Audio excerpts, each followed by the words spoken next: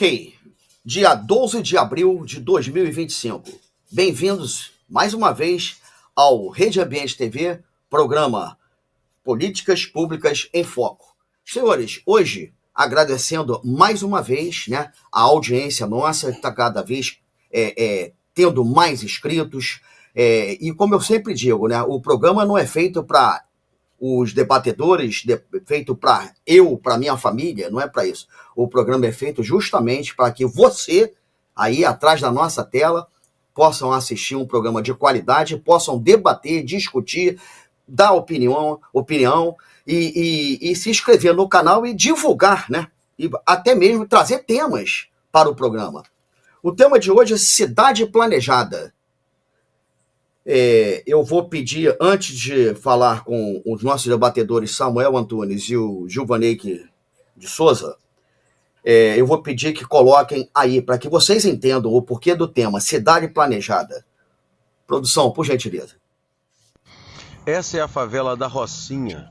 Como você pode ver, um visual lindíssimo. Ela está localizada na zona sul do Rio de Janeiro, entre o Vidigal, São Conrado e a Lagoa, que fica do outro lado, como você está vendo. Lá embaixo, essa parte verde é o Jockey Club. A Rocinha foi loteada em 1927 e por isso o nome, Rocinha, que vem da roça. As pessoas criavam hortaliças aqui e vendiam na Praça General Osório. Quando alguém perguntava de onde vinham as hortaliças, eles diziam, vem da Rocinha, e daí o nome Rocinha. Em 1970, ela teve um boom, né, da migração dos nordestinos para a cidade do Rio de Janeiro em busca de trabalho, e ela cresceu desenfreadamente. Bem, antes de nós passarmos a palavra para os nossos debatedores, eu queria dizer o seguinte: ninguém é contra aqueles que moram em área de risco, que moram numa condição não salutar. Ninguém é contra as pessoas que vão para lá. O problema é que o nosso poder público admite que essas pessoas vivam num submundo. Essa é a grande realidade. Não existe água potável, não existe rede de esgoto, e não se pode avançar para uma área de reserva florestal em nenhuma região. Nós temos aí a Rocinha, mas nós temos a Mangueira, nós temos o Complexo do Alemão, nós temos o Complexo da Maré, e por aí se vai. Então, aqui, nós queremos justamente mostrar para os nossos governantes e fazer com que aqueles que nos assistem se conscientizem que alguém quer morar dentro de uma situação como essa, onde é um aglomerado de bandidos com cidadãos, mais cidadãos de bem do que bandidos, diga-se de passagem, trabalhadores, e que não tiveram oportunidade nas suas terras natais, certo? Como o Nordeste, principalmente, e que migram para o Rio de Janeiro, entendeu? Migram para São Paulo, numa condição, num sonho de viver uma vida melhor, de dar à sua família uma qualidade de vida melhor. E não, chegam aqui, se deparam com o que restou. Eu vou ter que fazer uma casa numa encosta, eu vou ter que crescer para dentro de uma área florestal, e ali a Rocinha, o maior metro quadrado, ou um dos maiores metros quadrados valorizados do Rio de Janeiro. Gilvaneik, com a palavra. Ok, Américo. Bom, vamos lá. O Código Florestal foi alterado agora em 2012, se eu não me engano. Inclusive, nós brigamos para que muita coisa ali não tivesse sido modificada. O Código Florestal, que já vinha existindo, né, há mais de 50, 70 anos, não me lembro a data agora, enfim. Como eu disse, foi alterado em 2012.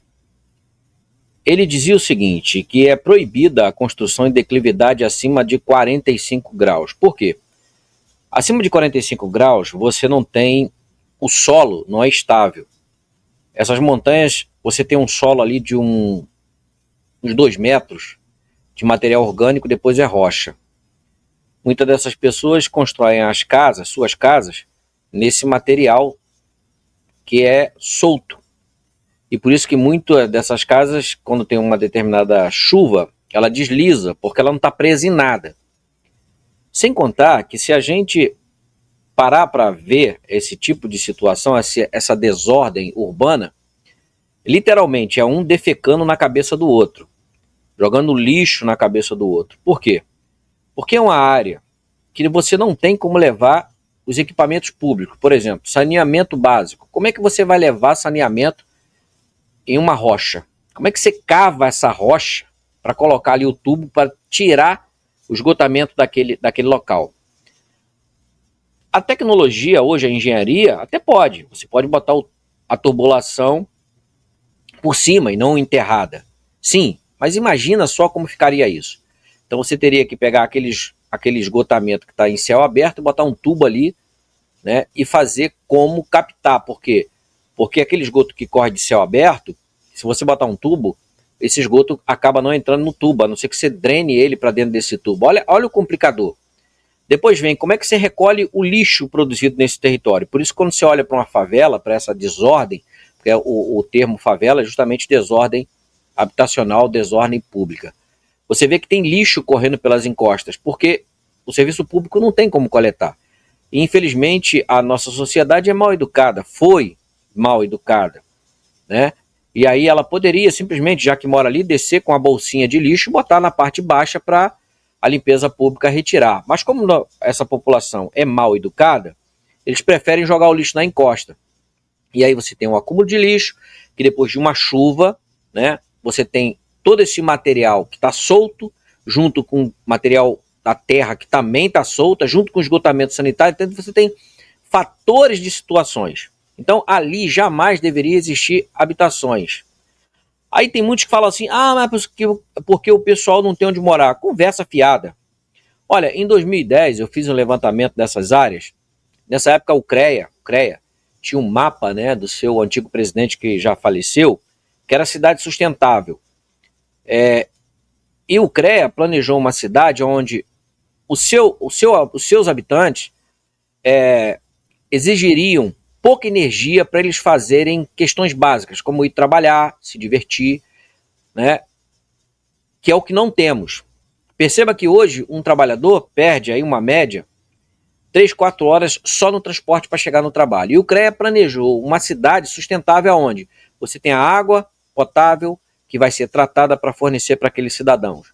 Aonde o camarada vai trabalhar numa fábrica ou numa empresa que está próxima à sua residência. Então, ele tem menos tempo de deslocamento, e aí você tem menos tráfego, menos engarrafamento, menos poluição, mais tempo de vida para aquele indivíduo, inclusive com a família dele.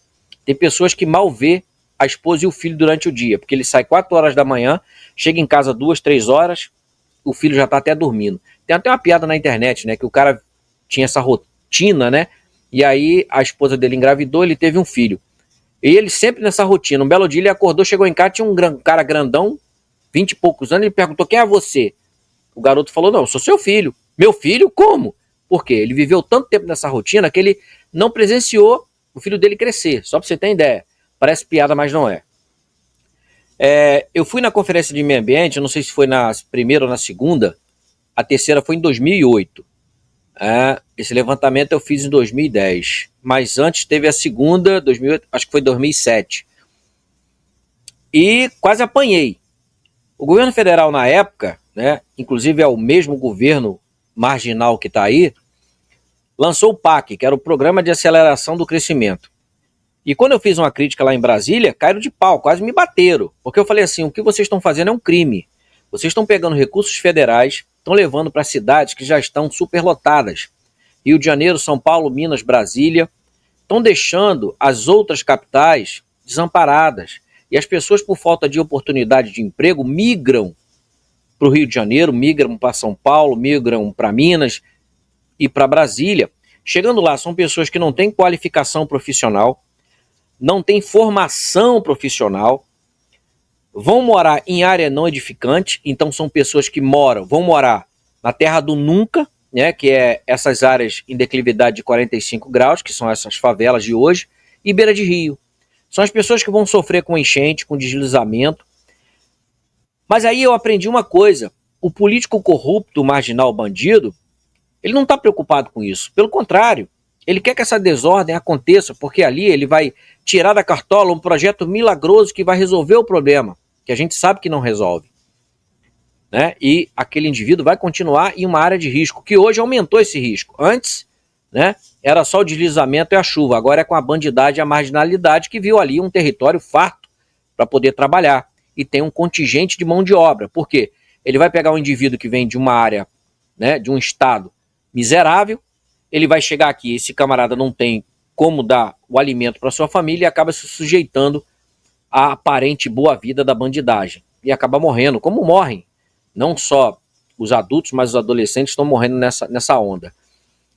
Em 2010, quando eu fiz o levantamento, só na rodoviária Novo Rio, aqui no Rio de Janeiro, por dia, chegavam ao Rio de Janeiro uma média de 1.500 a 1.700 pessoas vindo do Amazonas, do Pará, do Maranhão e por aí vai, em busca de uma condição de vida. Essas pessoas foram exatamente ocupar essas áreas. E quando você fala de ordenamento urbano, tem os politiqueiros de plantão, aproveitadores, não podemos impedir o ir e vir de um cidadão brasileiro de um estado para outro. Não, ninguém quer impedir. Mas isso precisa ser monitorado, fiscalizado e cobrado. Por quê? Todos os estados possuem recursos e capitais e condições de fazer acontecer. E por que não faz? Porque ele tem um outro estado fazendo. Então ele prefere não fazer, roubar aquele dinheiro, o nome é esse, né? Porque a gente fala assim, desvio de recurso público. Não, é roubar recurso público, o nome é esse. E a gente vê isso aqui na Baixada Fluminense. Queimados, por exemplo, tem várias unidades de pronto atendimento que recebem montanhas de dinheiro do governo federal que estão fechadas. Várias matérias já passaram. E por que o prefeito da época, né, daquele município aqui na Baixada Fluminense do Rio de Janeiro fazia isso? Porque o município vizinho, Nova Iguaçu, absorvia tudo isso. Ora, por que eu vou investir no meu município se o otário do prefeito do município vizinho está com a estrutura pronta? Então, as pessoas de Queimados eram atendidas em Nova Iguaçu e o dinheiro que ia para as UPAs de Queimados, o prefeito usava para fazer politicagem, cabidal de emprego, se manter no poder. Isso nós vemos em várias prefeituras hoje do estado do Rio de Janeiro e a nível de Brasil. Então essa questão de ordenamento urbano, de desordem urbana, ocupação irregular, isso vai muito mais longe do que a gente imagina. Muito mais longe. Em Sepetiba, e aí para concluir essas informações que eu acho interessante, o Américo e Samuel, para quem está nos assistindo, em Sepetiba foi feito um conjunto habitacional Sepetiba, aí teve Sepetiba 1, 2 e 3, se eu não me engano. Na época a governadora era a Rosinha Garotinho, né? E era um mundaréu de casa. Rapaz, eu tive lá quando estava construindo. Se soltasse você no meio, você se perdia. De tão grande que era aquilo. Eu me lembro que, inclusive, no mesmo período, a Rosinha tirou várias pessoas que moravam embaixo dos viadutos ali do centro do Rio. Construiu aqui na Estrada de Madureira conjuntos habitacionais. Essas pessoas vinham para cá, ocupavam, vendiam e voltavam para debaixo do viaduto. Ela começou a ocupar o viaduto com equipamentos públicos ou equipamentos que atendessem empresas públicas como a Conlurb. E hoje nós vemos debaixo desses viadutos vários espaços são da Conlurb. Porque se não ocupar, eles voltam e moram ali. Em Sepetiba, muitas pessoas foram realocadas dessas áreas. Fizeram a mesma coisa. Venderam seus imóveis e voltaram para ocupar. Sabe por quê? Porque lá não paga água, não paga luz, não paga nada. É todo muito coitadinho. É uns barracos mal acabados, né? Que é o popular, é barraco, não é casa, é um barraco mal acabado. Às vezes nem de alvenaria, de madeira. Mas quando você olha por fora, tem 1, 2, 3 ar-condicionado, tem uma moto, tem um carro, tem uma TV de última geração, mas é todo mundo coitadinho. Essa conta dessa desordem, Américo e Samuel e a todos que nos assistem, cai na nossa conta. Você tem o aumento da criminalidade, você tem o aumento na sua conta de energia, porque você tem um rombo do furto e roubo de energia, que é agregado à sua conta, uma média de 35% a mais na sua conta para cobrir esses furtos e por aí vai. Então veja o que causa esse desordenamento urbano. Eu estava, e agora finalizando mesmo, é porque a gente vai puxando e vai lembrando de tudo que aconteceu. Eu estava na audiência pública, tinha uma promotora de justiça e uma defensora pública. Quando começou a falar uma asneira de normalizar esse tipo de situação, eu falei, mas peraí, promotora, defensora pública, ali é uma área não edificante, o Código Florestal já proíbe. Ali é uma área onde as vidas daquelas pessoas estão em risco. Como é que você quer legalizar algo que é ilegalizável? Não por conta da base legal, porque ali é uma área de risco, ali coloca em risco a vida das pessoas, sendo que você tem áreas aqui na parte baixa que podem ser ocupadas, que já foram, onde essas pessoas vendem e voltam para o lugar. Vocês estão incentivando o quê? Que aquelas pessoas vão para uma área que elas podem morrer, dependendo de uma chuva, ou atualmente de bala perdida por conta de toda essa situação, onde sequer a segurança pública pode entrar com segurança. Rapaz, a promotora pública ficou de um jeito, ela gaguejou, ela tremeu, eu vi a hora a mulher ter um infarto. A defensora pública, então, nem se fala. E aí a gente começa a ver o seguinte, que nós temos uns representantes nas áreas públicas, seja na área pública do judiciário, ou do executor da política, ou do próprio legislativo, que são pessoas que são covardes, corruptas, incompetentes, incapazes, que não têm qualquer tipo de informação, mas que estão lá, ganhando um bom salário para fazer do Rio de Janeiro a desgraça que nós vemos nos dias atuais. É isso, Américo. É uma realidade e nós estamos aqui justamente para colaborar com a mudança dessa triste realidade. Samuel Antunes com a palavra. Bem, senhores, prezados amigos, querido Américo, Givoneik, nossa querida audiência, telespectadores, ouvintes, webnautas, e por aí se vai, sobretudo o nosso carinhoso muito obrigado pela continuidade e pela assistência. O tema do programa é realidade, senhores. É fato e fato do momento, onde a produção preparou uma comunidade da Rocinha, no Rio de Janeiro, que, segundo o último censo, está por conta de 73 mil pessoas. Ora, pessoas que ali residem, vivem, sobretudo sem o apoio governamental quando deveria, e sobre isso nós vamos discutir. A realidade da Rocinha, o que sugere, até pelo vídeo, olhando assim de longe, sugere e reflete a realidade de todo o nosso tão amado Rio de Janeiro e, por que não, de todo o Brasil, e agora eu vou falar de uma maneira bem especial o nosso Nordeste, né? A Rocinha também é vítima da omissão dos governos, dos governantes, ao longo de toda uma trajetória. Toda a chamada favela, comunidade e a Rocinha são vítimas. E, historicamente falando, bem historicamente falando mesmo, o criador, aquele que mantém as comunidades, as favelas, as áreas apresentadas hoje como favela, eu acho um pouco pesada essa palavra, esse termo favela, muito embora é usual e é correto, mas eu acho um pouco pesado. Então, o criador dessas áreas é o poder público, a quem lhe interessa. Eles sim que interessam ter pessoas naquele convívio, naquela situação de risco, ferindo também ou principalmente o princípio da dignidade humana. A favelização no Brasil, e também, por que não, no mundo, é sinônimo de miséria, de fracasso, de falência, de fome, de morte. E por aí se vai. Vamos estender um pouco mais? É sinônimo de violência, de área de risco, área não socializada, não acompanhada pelo poder público quando deveria. Sugere também, por que não, um descaso, a omissão do serviço ou atuação dos governantes e demais poderes, sempre, senhores, com o escopo do pleno domínio. Isso é lamentável, é triste, mas é realidade. E quem diz, não é esse que está fazendo uso da fala, quem diz é a história, é a ciência que diz, a ciência política. Só existe hoje área de risco, só existe hoje área conflitantes, favelas e por aí comunidades, porque o poder público deixou de exercer, sobretudo, a sua finalidade, o seu dever constitucional, inclusive, e isso é lamentável.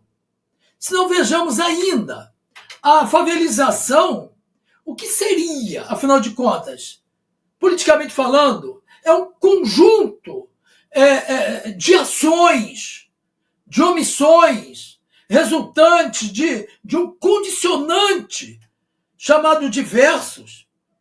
De que forma? Lá do campo político, na esfera política, da seara política, mas também na seara econômica, da seara social, senhores, que tem naturalmente o plano de fundo, e por que não uma desigualdade social presente na vida de cada um, atuante na vida de cada um, como pano de fundo, em desfavor da própria vida, o que fere os princípios da dignidade humana, dos direitos humanos. Então, o pano de fundo, é fato, para a sua formação, são esses fatores basilares. Agora, quando cada um de nós, ainda que leigo fosse, ou se leigo for, analisar cada tópico desse apresentado aqui que veio à mente, são atribuições do poder público, dos governantes e por aí se vai. E isso é lamentável.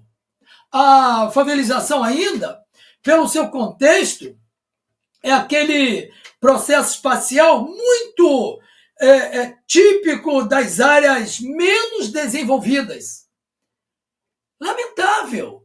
As áreas menos desenvolvidas deveriam ser as áreas que não haveriam de ter exatamente as chamadas favelas. Ou seja, o poder público deveria estar ali de forma intensificada para evitar o mal dessa natureza. Isso é fato, isso é o ABC da coisa.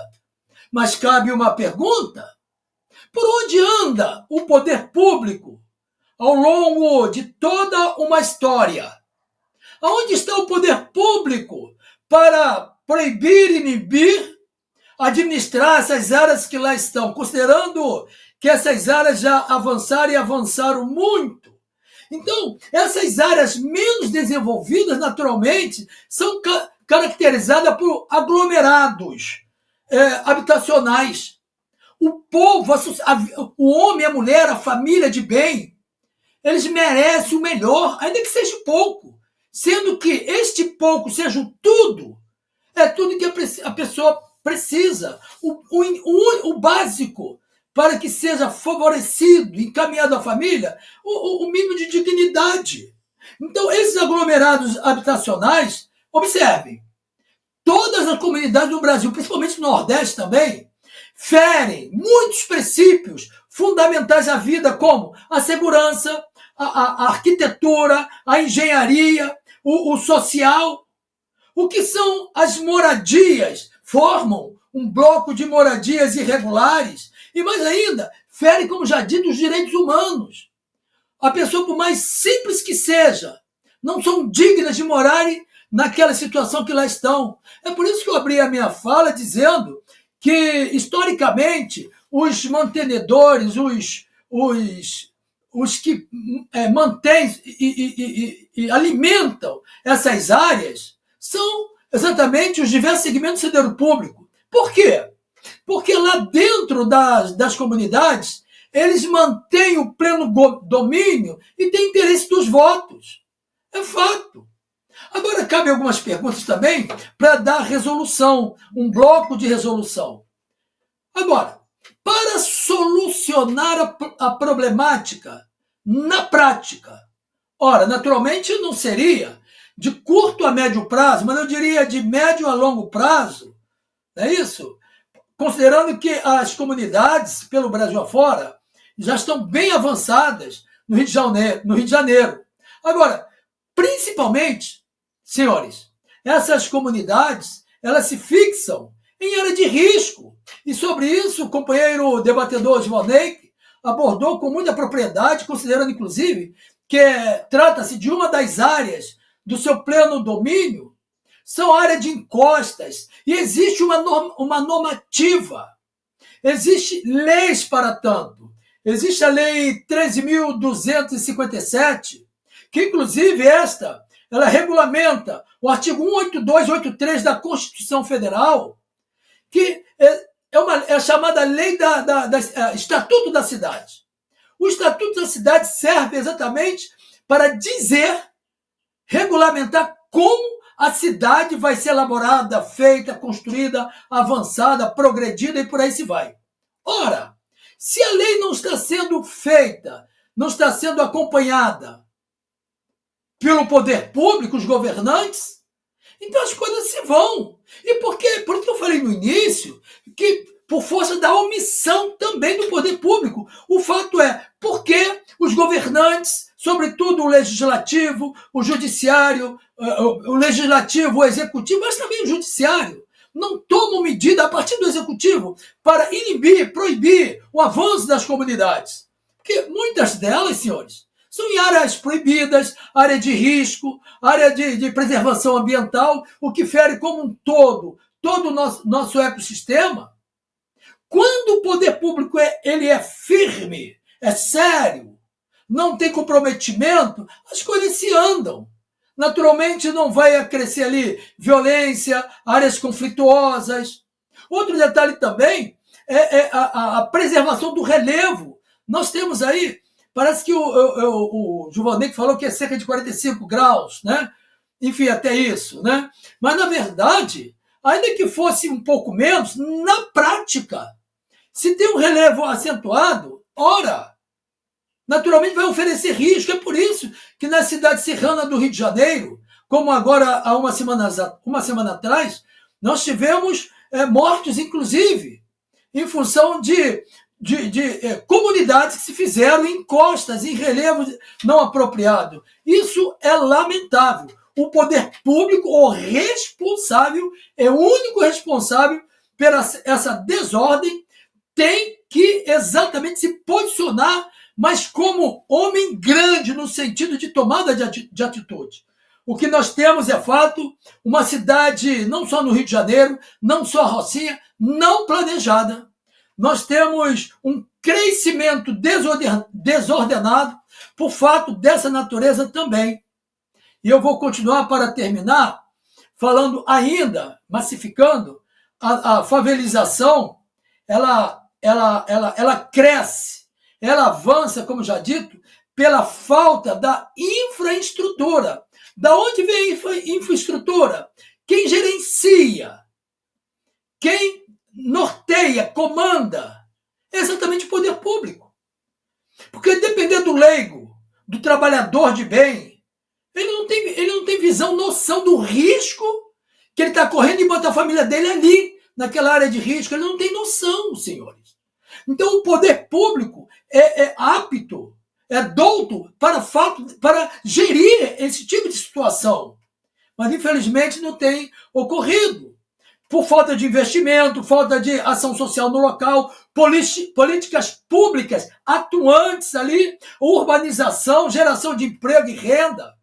Então, o fato dessa natureza também tem gerado omissão por parte do poder público e um crescente número das favelas, das comunidades pelo Rio de Janeiro e do Brasil afora. Nós estamos focando aqui o Rio de Janeiro e com base a Rocinha. Então, o recurso público o destinado para esses fins, que naturalmente, considerando que o Brasil é rico, riquíssimo, são desviados pelo pródigo, pelo mau governante, pelo desgoverno, são desviados pela corrupção. Aí entra o judiciário, que acoberta isso tudo, e fica essa situação lamentável. É triste ver a situação que nós passamos. Agora, como eu falei, para solucionar nesse lado prático, né, mas nesse lado também administrativo, nós precisamos atentar que para solucionar essa problemática, cabe, pelo conjunto da obra, a ação de todos e ação firme, contundentes. Eu entendo que consertar ou tentar consertar esse desserviço à sociedade, esse desserviço ao homem de bem, à família de bem, laborado sobretudo pelos governantes, vai ser uma etapa muito grande, uma empreitada muito grande, e não será de curto a médio prazo. Eu entendo e convicto estou, senhores, que será de médio a longo prazo. Mas nós precisamos atentar para a realidade, que precisamos, primeiramente, focar o objetivo. do governante. E a partir daí a sociedade acompanhar. Porque todos ganham.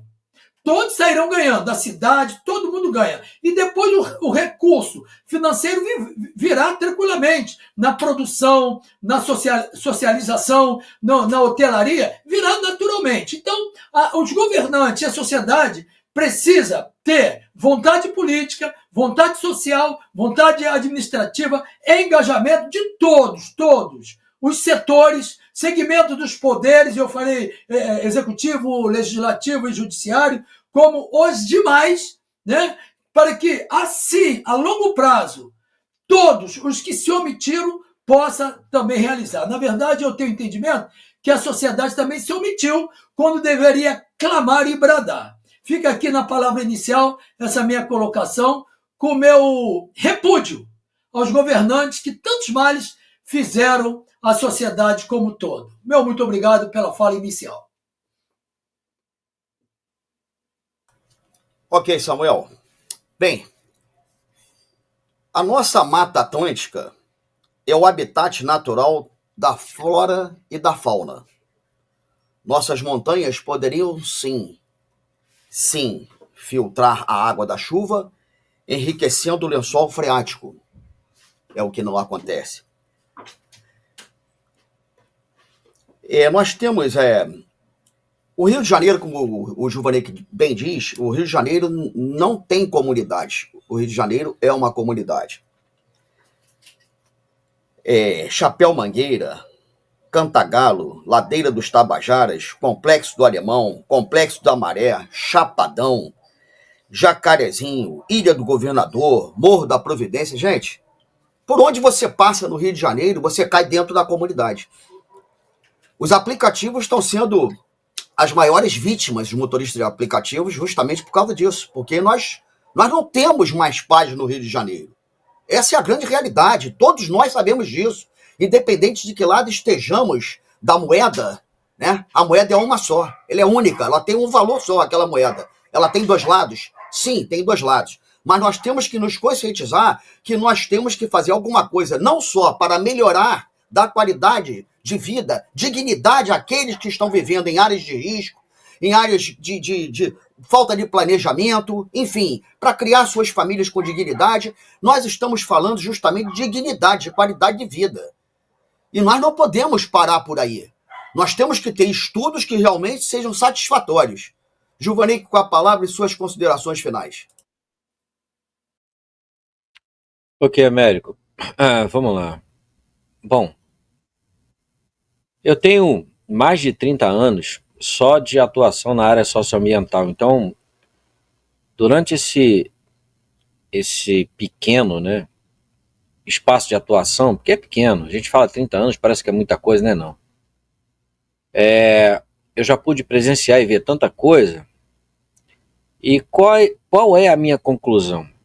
O Samuel fala que a culpa é do poder público. De fato, poder público. Ele cita o executor da política, o legislador da política e o fiscalizador da política, que é o judiciário.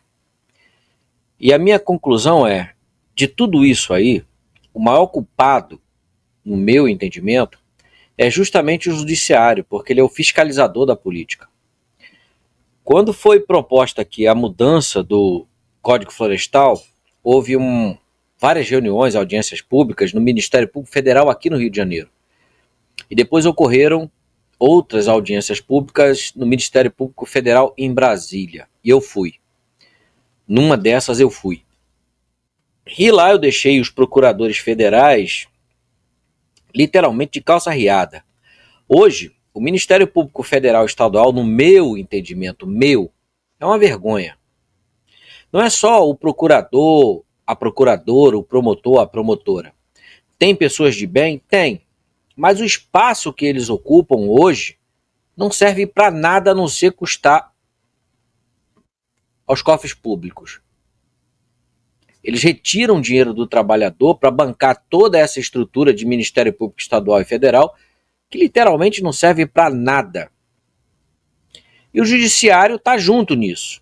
Porque tem promotores e procuradores, promotoras e procuradoras, que são gente séria, gente boa, que tenta atuar, que ficam às vezes 2 anos produzindo um material para comprovar um dano à sociedade coletiva, porque o Ministério Público, tanto estadual quanto federal, eles só podem atuar em questões coletivas e não individuais.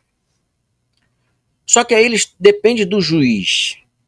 O promotor, promotora, procurador, procuradora formula a base de denúncia, a base legal, e manda para o juiz, que acolhe ou não.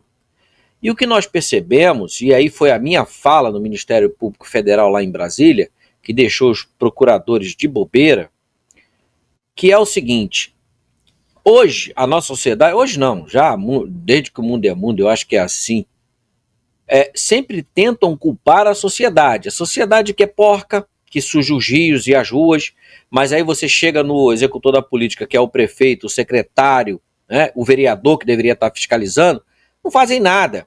Não tem coleta seletiva, a prefeitura capta o esgoto mal e porcamente, não faz tratamento e joga no rio, mas o cidadão é que é porco. É sempre assim que eles agem. Quando você vai para essas áreas de ocupação, como bem disse o Samuel, por que o executor da política permitiu? Como eu disse na minha inicial, permitiu por quê? Porque ali é uma fonte de faturamento, é uma fonte de projetos enxuga-gelo, ensaca-fumaça para botar dinheiro no legislador e no executor da política. E aí eu te pergunto, cadê o fiscalizador, tanto do legislador quanto do executor? É o Ministério Público, é o Judiciário. Me apresentem no Rio de Janeiro. Eu falei isso, inclusive, para o juiz federal Marcelo Bretas, né? Ele também não gostou muito, não. Por que só prende o que está na ponta da pirâmide? Foram atrás do Cabral, que, diga-se de passagem, tá tão sujo que eu vou te falar um negócio. O pau de galinheiro é mais limpo do que ele, que inclusive está solto agora.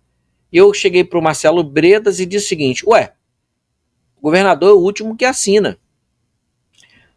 Antes, assina o técnico. Quem é o técnico? É aquele que está abaixo do secretário, que faz toda aquela base aparentemente legal. Ele assina, usa o CREA, usa isso, usa aquilo outro. Vai para o secretário. O secretário assina, manda para o prefeito assina, manda para o governador, que assina. E o juiz federal só vê o governador? Quem está abaixo dele? Fica impune? Ele não gostou muito dessa minha fala, não. Então nós percebemos que o judiciário, que deveria estar controlando tudo isso, e o Ministério Público é um braço do judiciário, não consegue fazer cumprir a lei. Eu cansei, como instituição e como cidadão, encaminhar para o Ministério Público Estadual e Federal desvio, né, de conduta de servidores públicos, seja do executor da política ou do legislativo. Sabe o que deu? Nada. Se eu abro contra uma empresa, vai dar. A empresa vai ser multada, vai ser cassada a licença, é uma coisa de doido. Agora, você manda contra um secretário, não dá em nada. O promotor, o procurador, a promotora ou o promotor, às vezes ficam 2 anos formulando uma base contra o secretário. Bate na mão do juiz, o juiz pega, olha, joga na lata do lixo. Por isso que a favela da Rocinha chegou onde chegou e todas as outras. Eu garanto a todos que estão nos assistindo, garanto ao Samuel e ao Américo, que não faltou demanda para evitar esse loteamento desordenado. Não faltou. Eu sou prova disso. Quantos ofícios eu mandei para o Ministério Público Estadual e Federal que não deram em nada e o loteamento continuou. Ou seja, a última fronteira de ataque da sociedade, que é a luz no fim do túnel, Ministério Público, não existe mais. O Ministério Público, quando eu comecei a atuar lá atrás, há uns 30 anos atrás, cara, eu fazia uma petição, um documento, uma folha de caderno. O procurador ia, mandava fechar, atuar. Hoje em dia, serve para quê o Ministério Público? Arrancar dinheiro do contribuinte, só e mais nada. Por mais que o promotor, promotora, procurador, procuradora formule uma base contra um secretário, um prefeito, um governador, não dá em nada. Eles continuam impunes, fazendo o que estão fazendo, se reelegendo, se perpetuando no poder. E aí, favelas como a Rocinha só tende a crescer. Por quê? Porque a base legal não é cumprida. Não tem quem faça cumprir. O esquema de corrupção da política corrupta do Estado do Rio de Janeiro e do Brasil, diga-se de passagem, é muito grande. Vocês não querem imaginar. Não quero imaginar. A influência é muito grande. A legislação, ela só serve para arrancar o couro do setor empresarial, que depende inclusive do setor público e jurídico, né? Se o empresário hoje andar dentro da linha, ele é perseguido. O consumidor de energia hoje, que paga a sua conta, é perseguido. Agora, quem furta energia, não. Esse está à vontade. Ainda tem nós que pagamos a energia para pagar o furto dele. A mesma coisa é a empresa. Se a empresa andar certinha, ela é perseguida, porque fica toda hora lá um fiscal tentando, sabe, buscar alguma coisa que é para faturar. E quando não busca, até faz um flagrante lá, bota a perna em cobra que não existe, para arrancar um dinheiro daquele empresário. Então, hoje o sistema trabalha para fazer a desordem, que é para alguém ganhar dinheiro. E quando você, cidadão, entra no setor que poderia fiscalizar, que é o Ministério Público, que aciona o juiz, não serve para nada. Mesmo quando você conta com uma sorte de ter um promotor, uma promotora, um procurador, uma procuradora, que faça o seu trabalho, mas não é definitivo, vai encaminhar para um juiz. Quando bate na mão do juiz, aí vem a ligação do senador, do deputado, do fulano. Pô, faz isso não. Dá um negocinho aí, vamos resolver esse estresse, pô, vai atrapalhar aqui nosso esquema, bababá, dinheiro daqui, dinheiro dali, acabou, vai pro lixo. E a maior prova disso é a favelização crescente no estado do Rio de Janeiro. Eu, quando falei isso dentro do Ministério Público Federal em Brasília, rapaz, foi um silêncio mórbido. Todo mundo foi pego de calça riada, que nunca esperava que alguém fosse falar aquilo. Porque é verdade.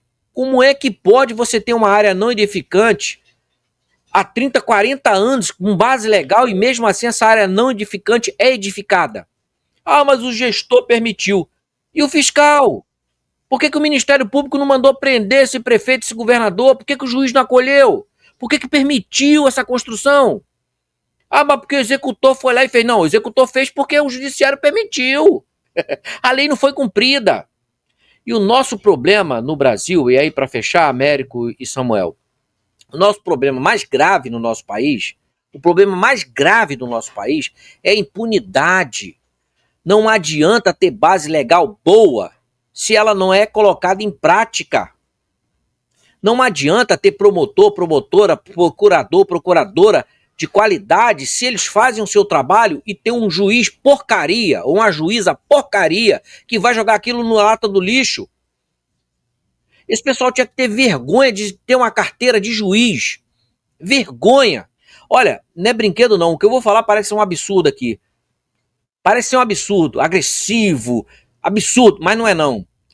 Ultimamente, eu tenho visto a bandidagem, a pilantragem invadir a área desse pessoal. Que invada mais, eu bato palma para ver se esse povo acorda. Esse pessoal diplomado, que ganha salários exorbitantes, que inclusive aumentam o próprio salário. Esse pessoal tem que começar a ser assaltado, sequestrado. Eu não estou desejando mal para eles, não. Eu estou aqui fazendo com que eles sintam o que o proletariado, que a sociedade que rala pra caramba para pagar o salário deles, sofre cotidianamente. Então eles precisam sentir isso na pele para ver se eles mudam os seus comportamentos e parem de jogar na lata do lixo a nossa base legal e faça a base legal cumprir. Secretário tem que ser preso, prefeito tem que ser preso, governador tem que ser preso e pagar. Não é o que a gente está vendo hoje no Brasil. São executores da política roubando, feito um condenado, sabe, um salafrário que não vale nada e fica aí passeando. E o pessoal tá preocupado com o miliciano. Miliciano é um coitado. O bandido que tá na rua, isso é um coitado. Não presta também não. Tinha que estar preso, prisão perpétua na área agrícola, trabalhando, feito condenado. Mas pior do que esse bandidozinho, né, porcariazinho de base, é aquele que tem a caneta na mão e não faz. Então, olha, Que bom que a bandidagem está invadindo a área desse pessoal, para ver se eles acordam. Acordam! Porque eles ficaram empurrando com a barriga toda essa situação, validando tudo isso que a gente está vendo, não só no Rio de Janeiro. E é bom eles sofrerem isso na pele, para ver se eles acordam e fazem a diferença. Porque não adianta, Américo, Samuel e todos que nos assistem, ter base legal, ter gente boa atuando, se quem tem a caneta na mão não presta, não vale nada. Essa é a grande verdade. E eu espero que a sociedade consiga enxergar tudo isso, não só na hora de cobrar, porque hoje até cobrar no Brasil ficou algo complicado. Se você cobra, vai bater na mão de gente que não presta. Então cobrar hoje no Brasil tá difícil. O que nós temos que fazer, infelizmente, é na hora de escolher os nossos representantes, como o Samuel bem coloca todas as reuniões, né? Escolher, procurar, olha só que doideira, onde chegou o nível do Brasil, principalmente do Rio de Janeiro. Nós temos que procurar escolher bem e ter a sorte daquele indivíduo que nós escolhemos bem não seja um indivíduo porcaria salafrário, porque tem isso também, né? Você procura, escolhe um indivíduo bem, mas o mau caráter dele, ele entra, ele do lado de cá ele é um cara gente boa pra caramba. A igreja quase canonizou, só faltou botar a auréola na cabecinha do sem vergonho. Mas entrou lá, viu a molezinha aí, caraca, agora eu quero um iate, eu quero uma casa no outro, lá em Miami, aí começa a se perder. Entendeu? Tá difícil pro Brasil, gente. E se a galera de bem não começar a pensar nisso, a tendência, Américo, França, Samuel Antunes e todos do Brasil, a tendência é piorar. Câmbio. Pois é. Senhores, as construções indevidas, desordenadas, contaminam o nosso lençol freático. O nosso lençol freático, ele agoniza. Lençol freático. O que seria o lençol freático? É a camada superior das águas subterrâneas, que se encontra geralmente em pequena profundidade e é abastecido pelas águas das chuvas, de onde se extrai boa parte da água para o consumo e produção humana. Samuel Antunes, com a palavra e suas considerações finais. Sim, Américo. Eu vou apenas fazer um resumão da minha primeira fala, mas eu entendo que está em perfeita harmonia, em conjugação, a fala do companheiro Givaneico. A expansão da favela, eu falei, que se dava pela omissão dos governantes sobre tudo, mas também pela comissão, ou seja, pelas ações não corretas, não direcionadas, tendenciosas e por aí se vai, dos governantes ao longo de toda a história. O que eu falo, historicamente falando, se comprova isso aí com facilidade. Mas também é fruto de um cenário de desigualdade em todos os sentidos. Motivo pelo qual deve partir da sociedade brasileira buscar igualar as coisas, votando certo, na pessoa certa, analisando a pessoa, o candidato, acompanhando o candidato, para depois procurar e ter condição ética, no mínimo, de cobrar do seu candidato. Né? Para começarmos, a partir daí, botar o trilho do Brasil no seu devido lugar. E depois, feito isto, cobrar dos governantes um planejamento infraestrutural da cidade. Se fosse há 60 anos atrás, se fosse o caso, nós estaríamos cobrando para não deixar construir moradias, aglomerados em área de risco e por aí se vai. Hoje inverteu os valores. Hoje é para ver o que pode fazer. Tirar de lá, relocar, botar em outro local, desfazer, analisar todos os impactos em todo sentido, por aí se vai. Portanto, senhores, é necessário, sim, promover políticos e políticas públicas, não partidárias, ideologicamente, sobretudo, que há interesse da sociedade venham a versar ou versem para o adequado planejamento urbano, o que não aconteceu até hoje, na maioria das vezes, e é fato. Então, a cidade merece melhor. Rio de Janeiro, cidade maravilhosa. Que cidade maravilhosa nada. Vamos cair na real. O lado tendencioso da política, o lado socialista da política, o lado cruel da política acabou com o nosso Rio de Janeiro, com a beleza, com o encanto do nosso Rio de Janeiro. Acabou com a novidade. Isso, infelizmente, é fato. Então, nós precisamos.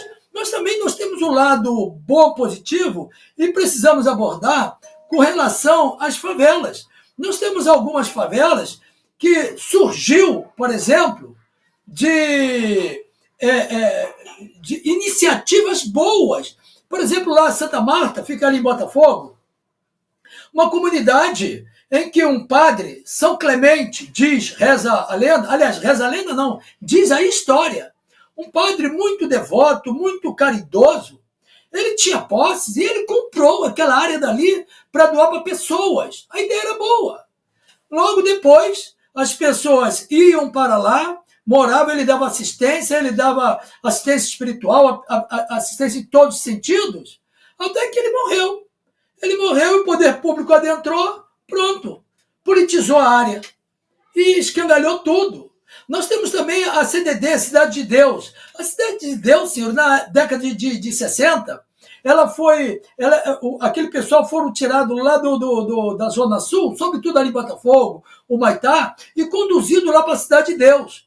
Inicialmente, o então governador do Rio de Janeiro, da Guanabara, do estado da Guanabara, Carlos Lacerda, a ideia foi boa, mas cadê a continuidade de dar assistência, entrar com social, entrar com toda a assistência do Estado lá naquela comunidade? Hoje, a Cidade de Deus lá tem uma área de conflito, uma área de muito perigo, e isso é danoso para todos nós. Temos também o Chapéu Mangueira, já dito, Morro da Babilônia, inclusive reduto da deputada Benedita da Silva, do PT, que, diga-se de passagem, ela glamoriza aquela área e a área lá, a mídia publica que não está com ela mais e por aí se vai. E assim está em todo o município, motivo pelo qual nós precisamos atentar para fato dessa natureza e valorizar os nossos votos e acompanhar. Se necessário, vou sair para as ruas para cobrar o seu voto, o que e quem você votou. Fica aqui essa colocação inicial. E somente para terminar com chave de ouro, nós temos um Instituto de Geografia do Brasil, né, IBGE, Geografia e Estatística, IBGE, que hoje não tem crédito da população, a população, a sociedade não acredita naquele instituto pela manipulação dos governantes socialistas, né, cruéis e nocivos, que operam e comandam o Brasil no momento. Então, esse instituto, quando era confiável, regulava que o Brasil, a Rocinha, está em crescente.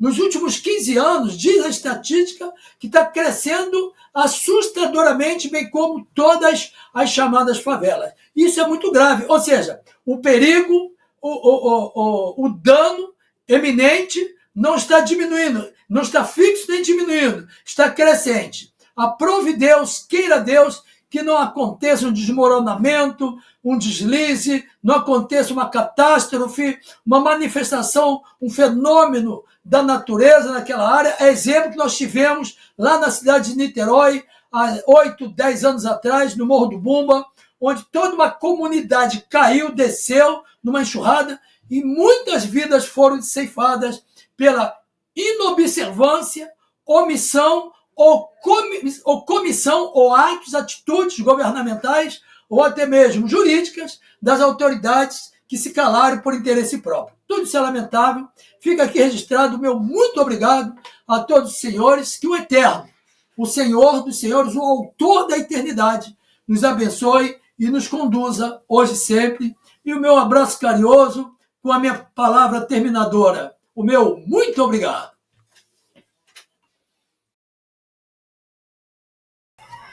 Ok, Samuel. Bem, chegamos ao final do nosso programa e gostaria de dizer mais uma vez, o Gilvaney, que sempre muito cirúrgico no que ele fala sobre o Rio de Janeiro. O Rio de Janeiro não tem comunidade, o Rio de Janeiro é uma comunidade. Espero que esse programa chegue para várias e várias pessoas, milhões de pessoas, por que não? Porque nós estamos falando de uma vida em comum para a população, né? O que seria de bom no mundo se todos nós pudéssemos viver em paz?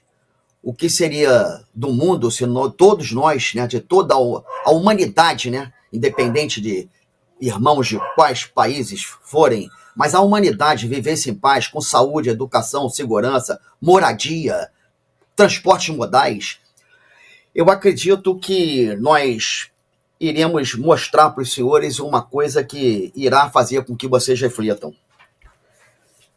Quanto à Constituição da República Federativa do Brasil de 1988, ela reza o seguinte: todos são iguais perante a lei. Será? Fico por aqui, até o próximo programa. E um bom final de semana a todos. Ninguém deve legislar em causa própria. Atualmente, parlamentares e juízes criam leis que beneficiam a si próprios, dando-lhes regalias ou aumento de salários, quando ninguém, seja no serviço público ou no setor privado, tem esse direito. Qualquer lei de benefício próprio deve ser criada por outra instância que não sejam os beneficiados. O aumento do salário do legislativo, por exemplo, deve ser dado pelo executivo e vice-versa. O mesmo deve ocorrer com o judiciário. Conclusão: ninguém mais deve legislar em causa própria, para acabar com os absurdos que existem de se dar aumento de salários e regalias quando ninguém em lugar nenhum tem esse direito.